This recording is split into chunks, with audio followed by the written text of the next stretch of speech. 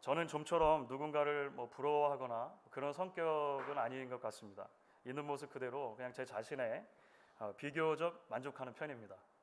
그런데 제가 미국 생활 초기에 누군가를 굉장히 부러워했던 적이 있습니다. 유학생으로 미국에 처음에 왔습니다만 역시나 처음 만나는 장벽이 영어의 장벽이었습니다. 이 본토에서 하는 영어와 이제 한국에서 아무리 영어 공부를 많이 했어도 차이가 있다는 것을 알게 된 것이죠. 미국 와서 가장 처음 한 일 중에 하나가 이제 당시에 한국에서 면허를 가지고 있어도 그 당시에는 다시 면허를 따야만 했으니까 이 면허를 다시 따고 이제 중고차를 이제 사려고 하는 과정을 거치게 됐습니다. 누군가의 소개를 받아서 필라델피아 다운타운 근처에 있는 딜러에 방문하게 되었는데 그곳에 한국분 세일즈맨이 계신 거예요. 아마 필라델피아 오래 사신 분들은 그 누군지 금방 짐작이 되실 것도 같습니다.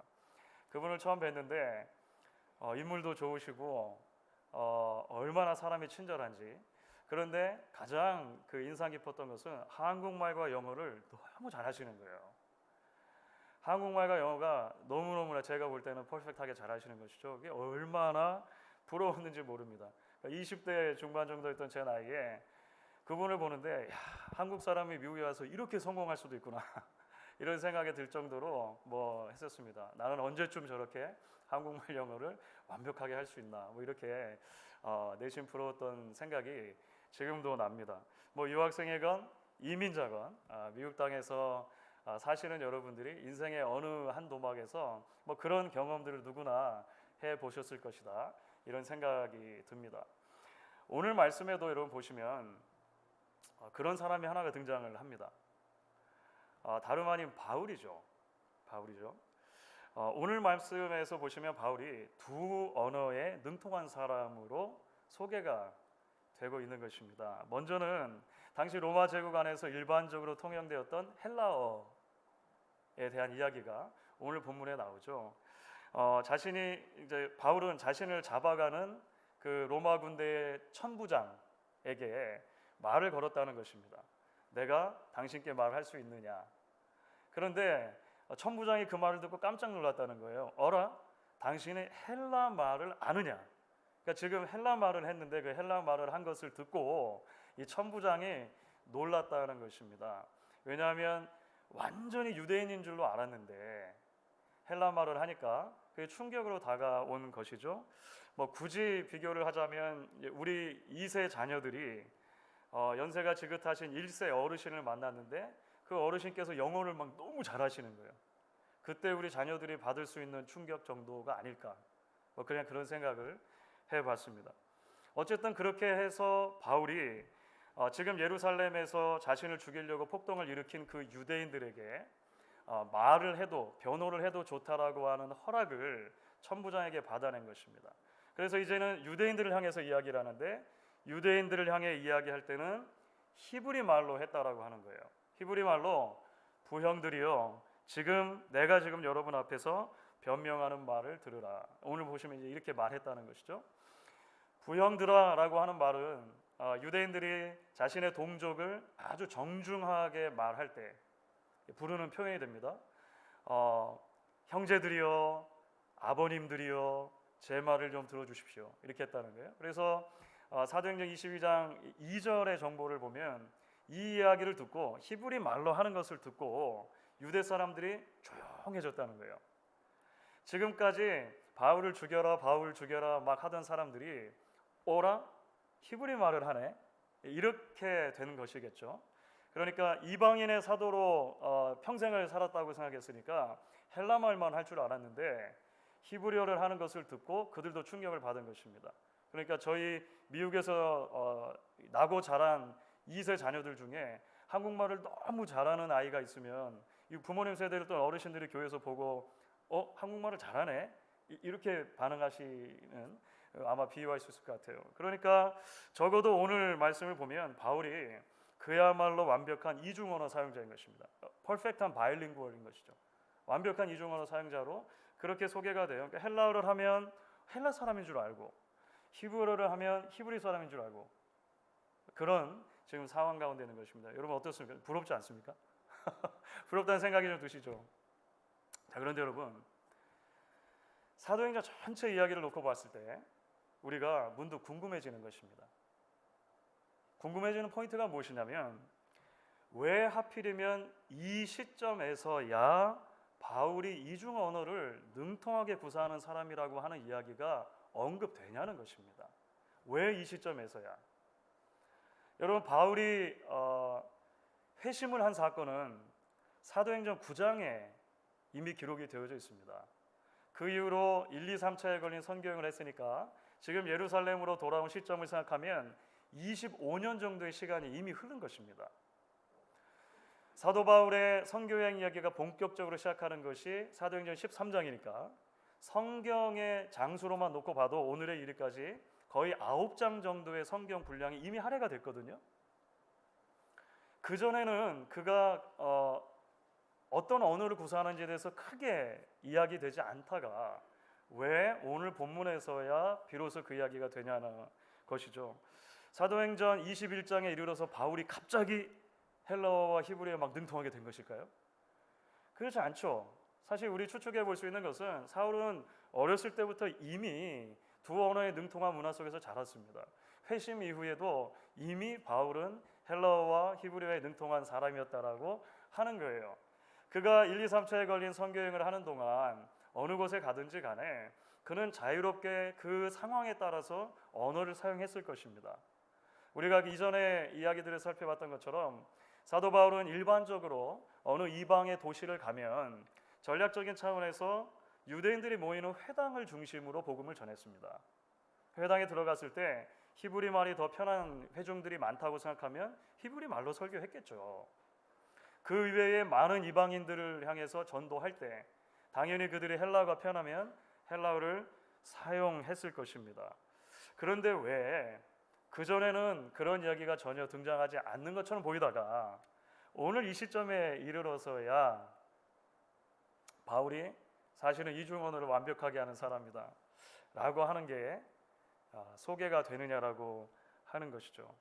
우리가 사도행전 전체 이야기를 통해 보았을 때 바울 서신들의 내용을 종합해 보았을 때 그 이유가 드러나는 것 같습니다. 그것은 회심 이후의 바울에게는 자랑거리가 바뀌었기 때문에 그렇습니다. 다시 말하면 회심 이후에 바울은 삶의 관심이 바뀌었다는 것입니다. 다른 관점을 가지고 살았고 그 바울의 변화된 관점이 성경이 계속 추적해 나아가는 바울의 삶의 여정이라고 하는 것이죠. 여러분 보통의 경우에 사람들이 자랑하는 것은 크게 두 가지로 나눌 수가 있을 거예요. 하나는 타고난 것에 대한 자랑이고 다른 하나는 스스로 이룬 것에 대한 자랑일 것입니다. 그렇죠. 우리가 하는 자랑들을 생각해 보면 보통은 그 두 안에 범주 안에 들어가게 됩니다.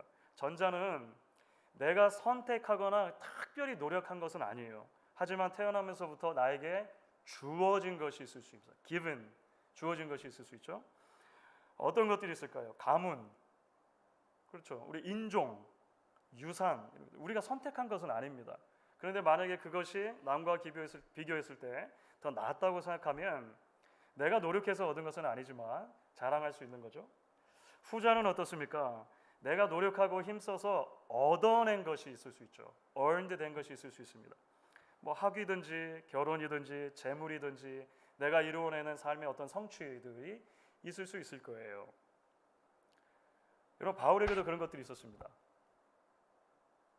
바울에게 사실 굉장히 많이 그런 것들이 있었습니다. 한때는 유대인의 혈통이라고 하는 것이 굉장히 큰 자랑이었습니다. 한때는 자기가 노력해서 얻어냈던 학문적인 성취가 큰 자랑이었습니다. 사실 헬라어와 히브리어를 능통하게 한다는 것도 그 범주 안에 포함될 수 있는 것입니다. 오늘 사실 이제 유대인들에게 자신을 변호하면서 이야기하는 내용들 안에 그런 내용이 곳곳에 숨어 있게 되는데요. 바울은 디아스포라 유대인들이 모여서 집단적으로 살고 있었던 지금의 터키 지역 소아시아의 다소라고 하는 도시에서 태어났습니다.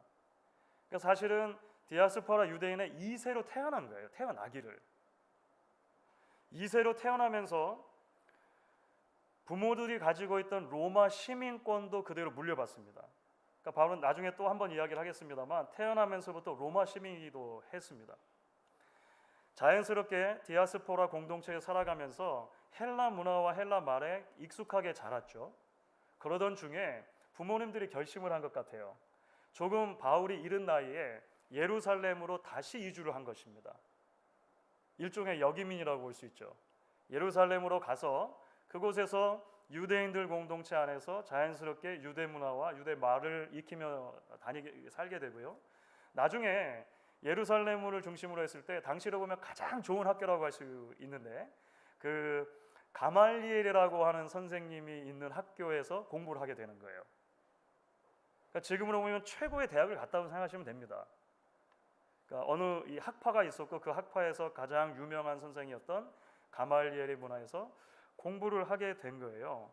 자연스럽게 이런 모든 것들에 노출되면서 헬라 문화와 유대 문화에 익숙하게 된 것, 헬라 말과 히브리 말 모두를 잘 할 수 있게 된 것, 두 세계에 충분히 익숙해진 사람이 된 것은 당시로 보면 굉장히 큰 어드밴티지가 될 수 있는 요소인 것입니다. 이 모든 것들이 바울에게 굉장히 큰 이익, 어드밴티지가 될 수 있다라고 하는 것이 중요한 것이죠. 돈도 더 많이 벌 수 있고 명예도 더 많이 얻을 수 있고 좋은 가문과 결혼해서 출세 가도를 원한다면 달릴 수 있는 그런 좋은 것들이 바울에게 갖춰져 있었다라고 하는 거예요.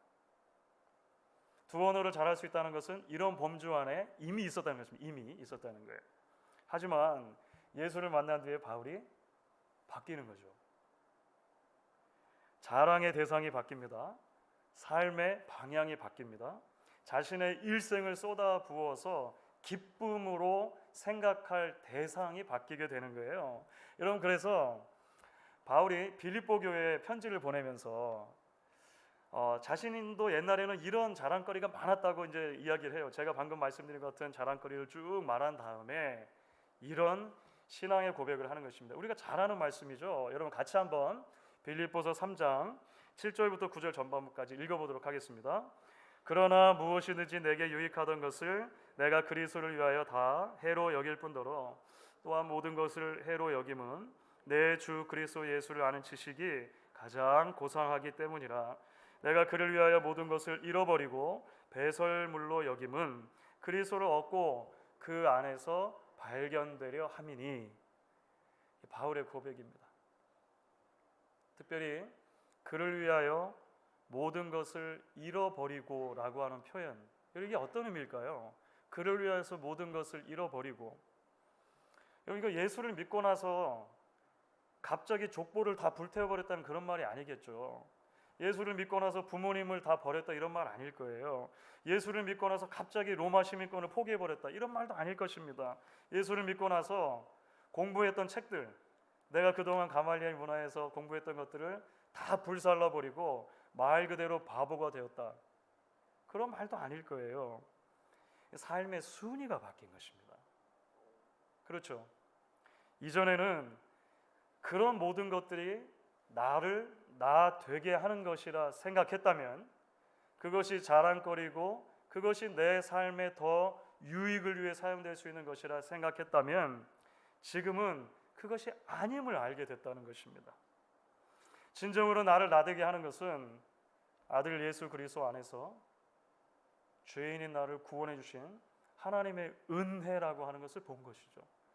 하나님의 거대한 은혜의 크기를 본 순간 자신이 그동안 쌓아왔던 것, 모아왔던 것들이 그 은혜의 크기에 비하면 너무나 작다는 것을 보았다는 것입니다. 그래서 이전에 내가 유익으로 생각했던 것들을 복음을 위해 사용하기로 결단한 것입니다.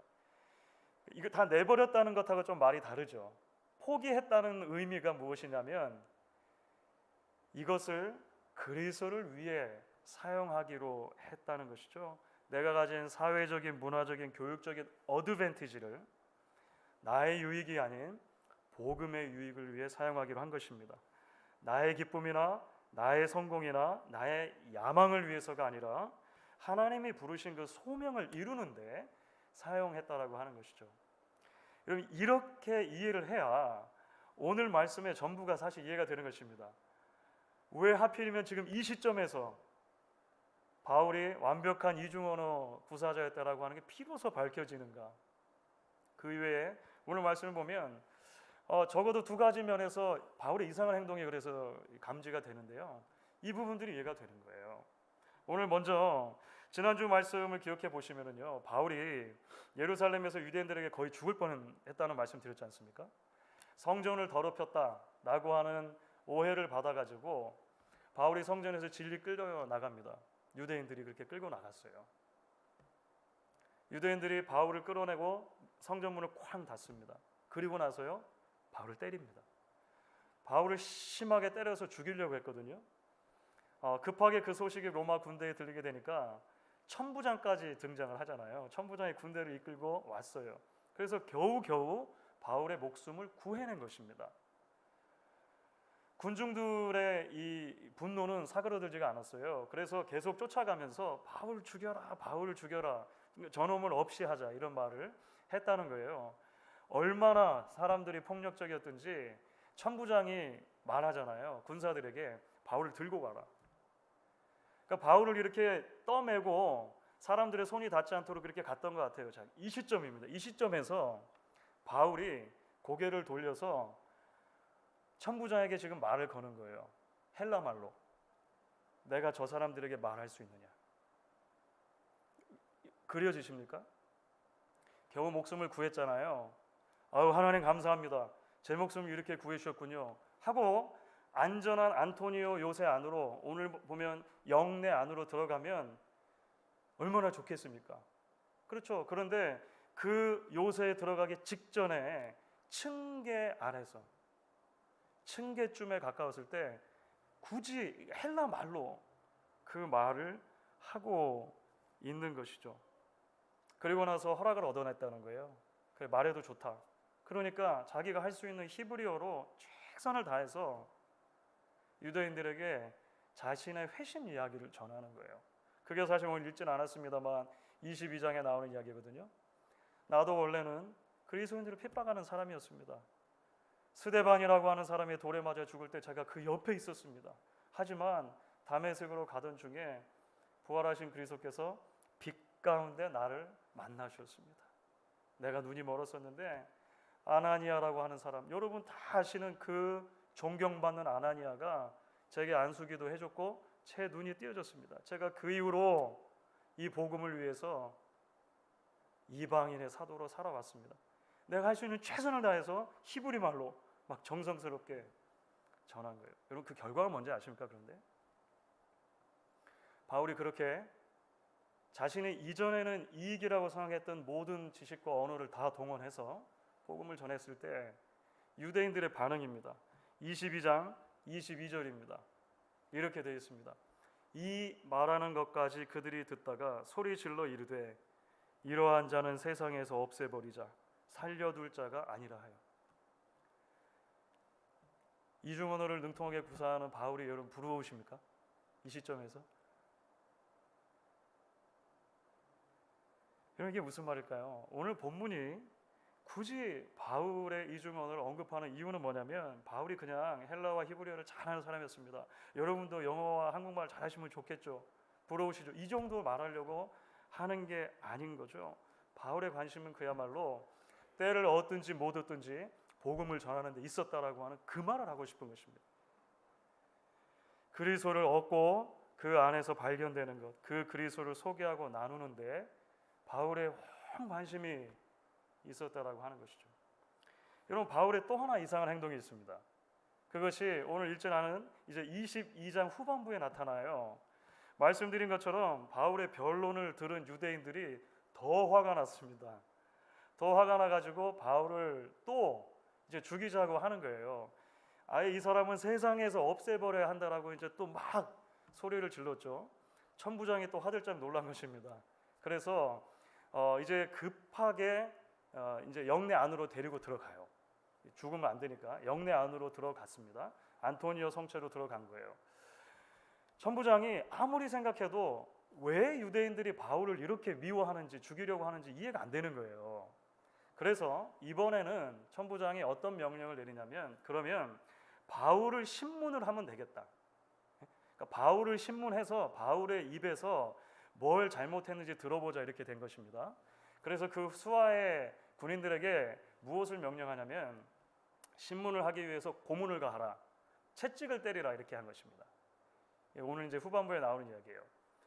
여기서 말하는 채찍이라고 하는 것은 뭐냐면, 혹시 그리스도의 순환, 패션 오브 크라이스트 영화를 보신 분들 기억나시는지 모르겠는데요, 예수님이 맞으셨던 그 로마 채찍을 말하는 것입니다.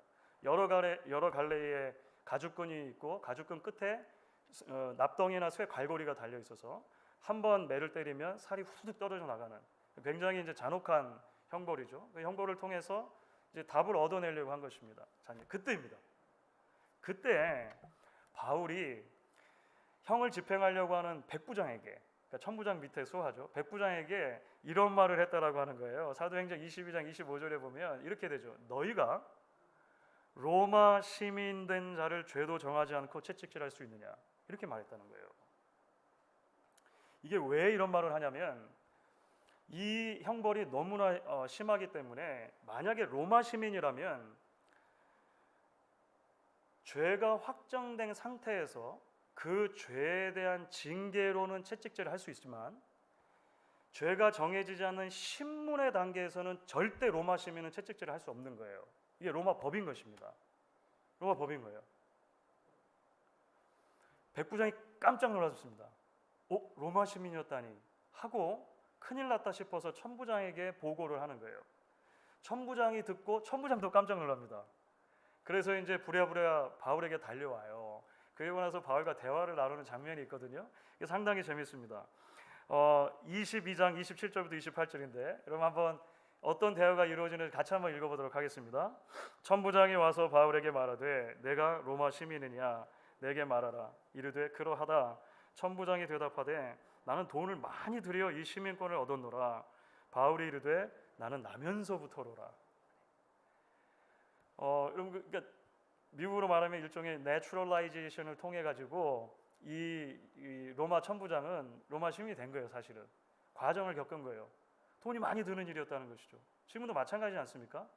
바울은 나는 나면서부터인데 이런 것입니다.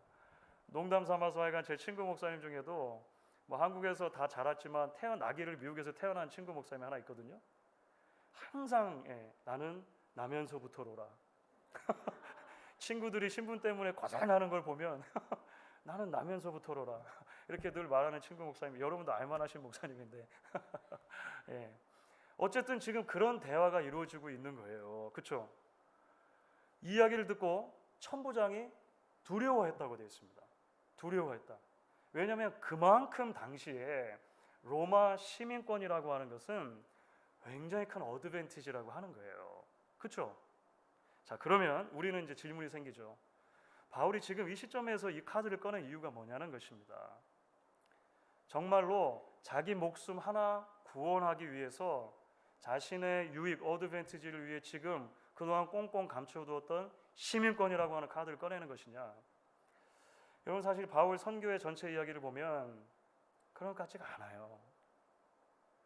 여러분, 바울이 2차 전도여행 때 빌립보라고 하는 도시에서 매를 엄청 맞고 감옥에 갇혔던 일이 있습니다.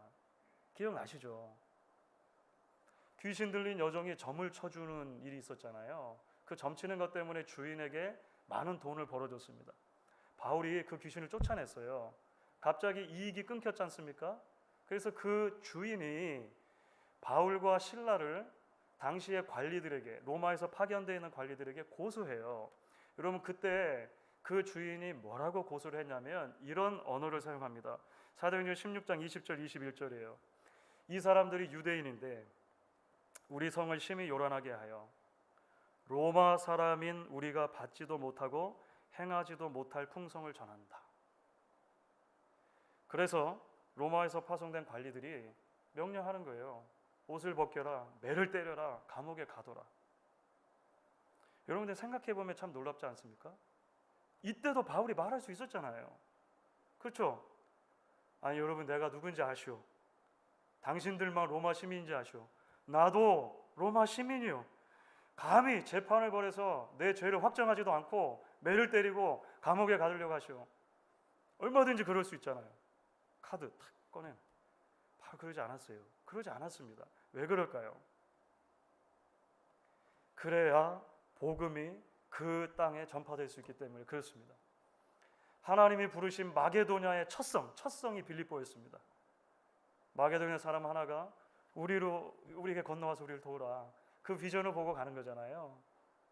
그곳에서 자신이 매를 맞고 감옥에 갇히는 것이 하나님의 뜻임을 확신했기 때문에 바울은 그 로마 시민권을 자신의 유익을 위해 사용하지 않은 것입니다.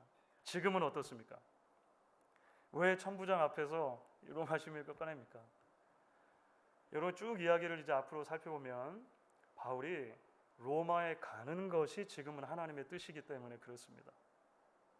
로마까지 가서 하나님의 복음을 계속 전하는 것이 하나님의 뜻이라고 하는 거예요.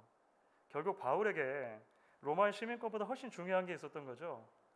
빌립보서 3장에서 말했던 것처럼 하늘의 시민권.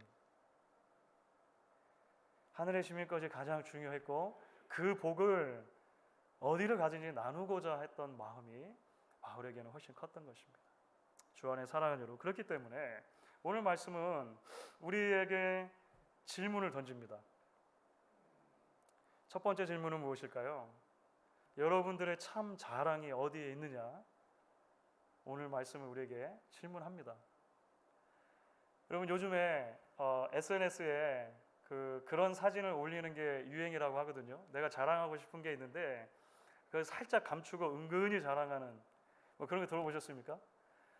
사진을 보시면 잘 보이실런지 모르겠어요. 왼쪽은 가운데 뭐 음료수 같은 게 이렇게 있잖아요, 그렇죠? 그래서 뭐 이렇게 글도 써놓고 그래요. 뭐 보니까 이제 다음에는 꼭 참석할게요. 위에 보면 이제 그런 게 있는데 이제 자기 그 회사 동료들에게 아마 보낸 것 같아요. 근데 한쪽 구석에 살짝 보면 이 차가 어떤 차인지 로고가 보이는 거예요. 보이십니까? 벤츠 차에 있는 거죠. 한쪽 구석에 이렇게 담는 거예요. 오른쪽은 우리 강아지 옷을 이번에 새로 사줬어요. 근데 강아지가 너무 좋아하는 것 같아요. 이쁜 것 같아요. 이렇게 써놨는데 한쪽 구석에 가방 하나가 있죠. 이게 루이비통이라면서요. 이런 거 있지 않습니까? 은근하게 자랑하는 그런 게 이제 뭐 한참 유행한다고 뭐 이야기를 하더라고요. 생각해보면 사실 여러분 우리도 그렇지 않은가 돌아보게 됩니다. 말로는 우리가 주의 은혜로만 살아갑니다. 고백합니다. 우리가 기도할 때 그것이 대표 기도이든 하나님 앞에 모여 기도할 때 개인적으로 기도할 때 이거는 주님 우리의 전부가 되십니다. 주님으로 우리가 충만합니다. 우리의 삶이 주님만 자랑하는 삶이 되게 해주십시오. 기도합니다. 하지만 실제로 우리의 삶 가운데 여전히 내게 주어진 것들, given 된 것들 또는 내가 얻어낸 것들, earned 된 것들을 자랑하고 있지는 않습니까? 김남준 목사님이 어떤 한 책에서 말하신 것처럼 예수님 안에서 우리에게 주신 그 구원, 어마어마한 구원이 시쳇말로 10원짜리 동전보다도 더 못한 것으로 그렇게 간주되지 않는가? 우리는 우리 자신들을 돌아보게 됩니다. 바울이 배설물과 같이 내어버리고 주를 위해 복종시키겠다라고 했던 바로 그것들을 우리가 어느새 인생의 단계에서 다시금 걸어 모으고 있지는 않은지 우리 자신들을 돌아보게 되는 것이죠. 오늘 말씀의 부름 앞에 우리도 결단할 수 있으면 좋겠습니다. 주님만이 우리의 영원한 자랑거리가 되게 하소서. 그리스도를 알아가는 삶이 가장 존귀하다라고 하는 것을 고백하는 삶, 가치 있는 삶이라고 고백하는 삶 되게 하소서. 결단하실 수 있으면 좋겠습니다. 여러분 한 걸음 더 나아가서 오늘 말씀은 예수를 전하고 나누는 것이 정말로 우리의 삶의 우선순위가 되고 있느냐 묻습니다.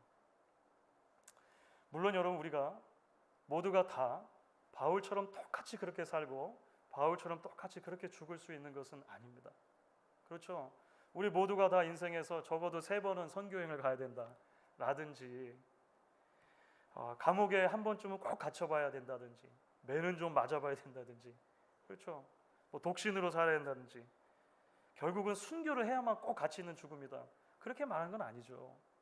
하지만 적어도 우리가 기억해야 할 것이 있습니다. 작게 보면 여러분, 우리는 좋든 싫든 미국 땅의 이민자로 살아가요. 그러니까 우리 모두는 디아스포라로 이 땅을 살아간다는 것이 어떤 의미인지를 조금 더 가까이 알고 있습니다. 동시에 조금 더 궁극적으로 보면 우리는 이 땅 어느 나라의 시민이며 동시에 하나님 나라의 시민입니다.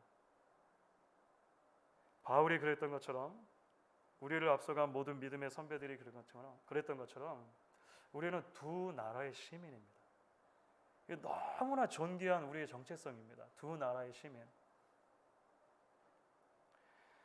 그래서 우리는 지금 이 삶의 자리에서 어떤 형편과 어떤 처지에 있든지 하늘과 땅을 연결하는 삶으로 부름을 받는 것입니다. 필라델피아에도 영사관 출장소가 생겼죠. 혹시 다녀온 분들 계십니까? 제가 최근에 한번 영사관 출장소를 다녀왔습니다. 필라델피아 다운타운에 어떤 건물의 한 층에 있더라고요. 필라델피아에 있지만 그곳은 한국을 대표해 있는 것입니다. 그래서 한국과 미국을 연결해 주는 장소, 그 역할이 그 영사관에 있어요. 그런데 여러분 아십니까? 여러분도 마찬가지입니다. 여러분은 모두가 다 그리스도의 대사로 이 땅에 존재합니다. 그래서 우리의 말이 하나님의 말처럼 되어야 하는 이유가 거기에 있는 것입니다. 우리의 행동이 하나님의 행동처럼 되어야 하는 이유가 거기에 있는 것입니다. 우리의 생각이 하나님의 생각처럼 되어야 하는 이유가 거기에 있는 것입니다. 그러므로 사랑하는 여러분, 오늘 주시는 말씀 앞에 다시 한번 결단하면 좋겠습니다. 복음을 위해 우리가 주의 손과 발처럼 사용되게 해 주십시오. 내게 주신 하나님의 복을 나의 유익이 아니라 하나님 나라와 이 땅 사이를 잇는 브릿지 역할에 사용할 수 있는 우리의 삶이 되게 하소서. 그것이 무엇이든지 간에 그렇게 하나님 앞에 드려지게 하소서. 결단할 수 있는 저와 여러분 되실 수 있기를 주의 이름으로 축원하겠습니다.